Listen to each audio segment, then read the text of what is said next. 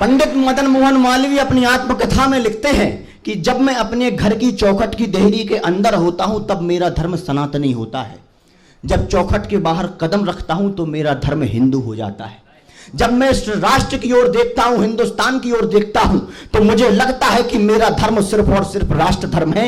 लेकिन जब संपूर्ण विश्व पटल की ओर देखता हूं तो मुझे लगता है मेरा धर्म सिर्फ और सिर्फ मानवता है। ये संस्कार केवल हिंदुस्तान के हैं। कहना चाहता हूं, चाहे मौसम बदले मिजाज, चाहे नदियां अवरोध बने, चाहे मौसम बदले मिजाज, चाहे नदियां अवरोध बने, चाहे बादल फट जाएं, बूंदे पानी की प्रतिशोध चुने, चाहे पर्वत प्रतिकार करे, पगडंडी सूल चुभाती हो, चाहे रण में जाने के पहले मृत्यु निकट बुलाती हो, सर्वदा समय के सम्मुख अड़ने वाले योद्धा होते हैं। संकट के समय समय से लड़ने वाले योद्धा होते हैं। कुर्बान लहू की बूंद बूंद कर देते, नहीं डरा करते, और नाम अमर कर जाते हैं, मरकर भी नहीं मरा करते।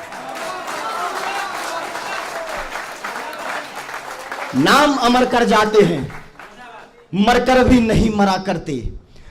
अरे गिनती कम पड़ जाएगी, बलिदान नहीं गिन पाएंगे। गिनती कम पड़ जाएगी, बलिदान नहीं गिन पाएंगे, और अधिक विस्फोट हमारे कान नहीं सुन पाएंगे।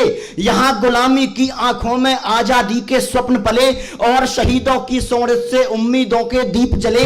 पिचकारी से नहीं गोली से होली का त्योहार हुआ, तब जाकर के आजादी का ये सपना साकार हुआ।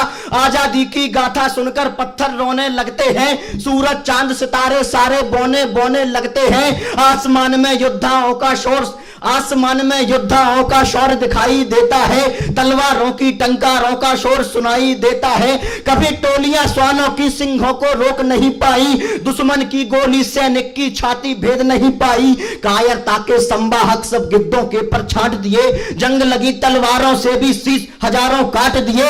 आजादी के पन्ने पन्ने पर है अमर जवान लिखा, मरते हुए सैनिकों ने जब जिंदा हिंदुस्तान लिखा।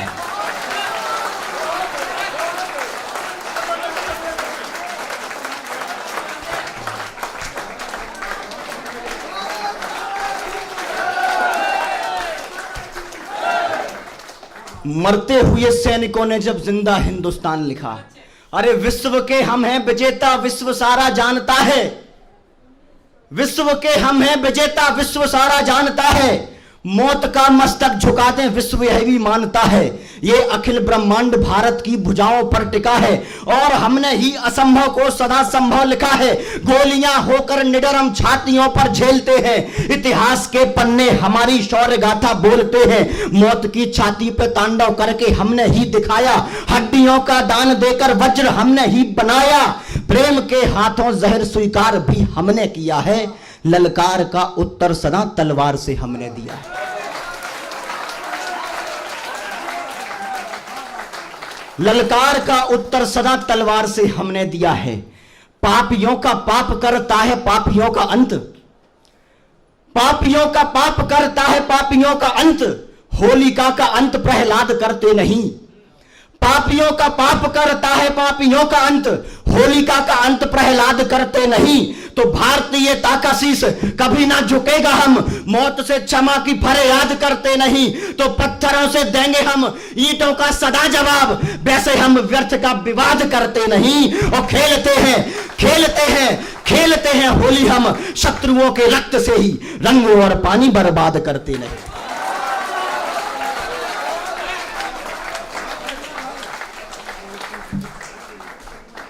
रंग और पानी बर्बाद करते नहीं। तब युवा पीढ़ी से कहना चाहता हूं, ये वही युवा पीढ़ी है जैसे अतीत की उपलब्धियां अपनी पीठ पर लाद कर लानी है, तो जिसको हिंदुस्तान के भविष्य का निर्माण भी करना है। तब मैं कहना चाहता हूं कि आंखों से ना आंसू पहुंच पाए देशवासियों के, आंखों से ना आंसू पहुंच पाए देशवासियों के, ऐसे राजा और ऐसी रानी किस काम की।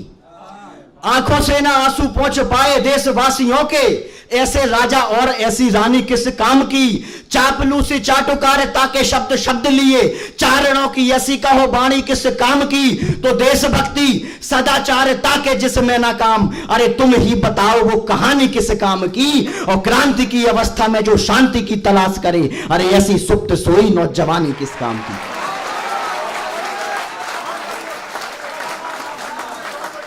ऐसी सुप्त सोई नौजवानी किस काम की, सुंदरता कलियों की लिखूं या रावण का वेश लिखूं।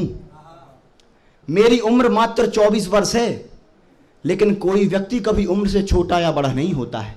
इसी 23-24 वर्ष की अवस्था में जब शहीद आजम सरदार भगत सिंह फांसी का फंदा चूमता है, तो उस समय हमें इस बात का एहसास होता है। तब मैं कहता हूं कि दुनिया थर थर थर्रा जाए, दुनिया थर थर थर्रा जाए, तुम ऐसी ललकार बनो, बासंती चोले में रंगकर एक नया अवतार बनो, और 70 वर्षों कायर बनकर जीने से तो अच्छा है फौलादी तुम 23 बरस के भगत सिंह सरदार बनो। फौलादी तुम 23 बरस के भगत सिंह सरदार बनो।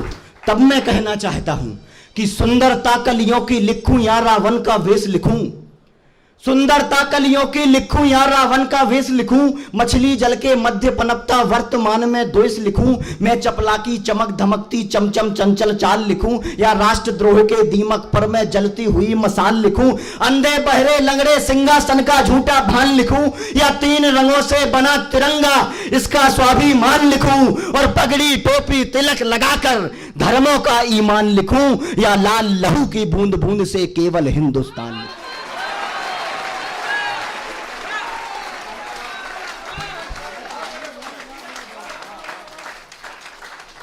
या लाल लहू की बूंद बूंद से केवल हिंदुस्तान लिखूं, मैं किसान की आंखों से बहती नदिया की धार लिखूंगा। जितने भी लोग बैठे हम किसानों को बड़ी संवेदना देते हैं, लेकिन हमें कभी ये नहीं पढ़ाया कि आपको किसान बनना है।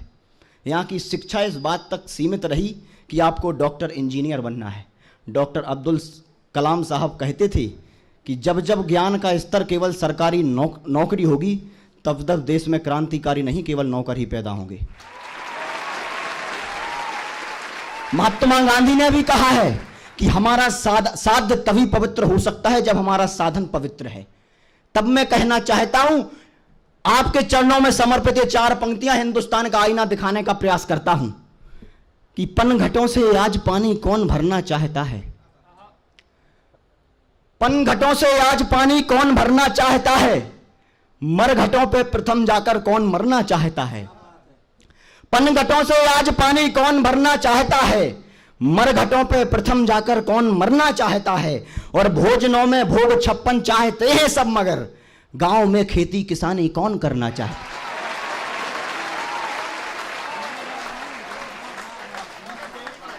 गांव में खेती किसानी कौन करना चाहता है। तब मैं कहता हूं कि मैं किसान की आंखों से बहती नदिया की धार लिखूंगा, खेतों के वक्षस्थल पर जो बोया भय उपहार लिखूंगा, मैं सामाजिक समरसता के हर पन्ने पर बुद्ध लिखूंगा, आस्तीन के सांपों के मैं फन पर चढ़कर युद्ध लिखूंगा, दरबान सजग में राष्ट्र धर्म का सदा जवानों पर लिखूंगा, सींच रहे जो लहू से मिट्टी उन्हीं किसानों पर लिखूंगा, और बेशक दाग लगे हो धब्बे फिर भी सुंदर चांद लिखूंगा, और विश्व पटल पर विश्व गुरु कहलाता हिंदुस्तान लिखूंगा।